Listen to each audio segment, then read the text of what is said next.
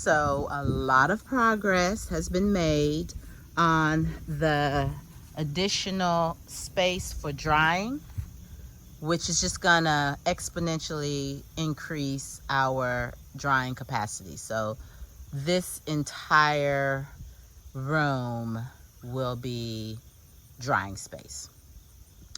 And then these water bottles, talk to them about that.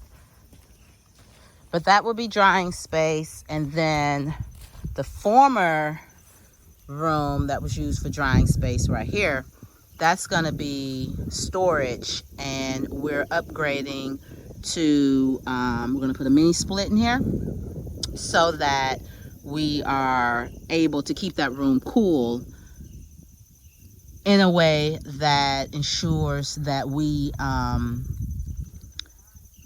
don't have a repeat of what happened. And if you haven't watched the previous video, you can watch it.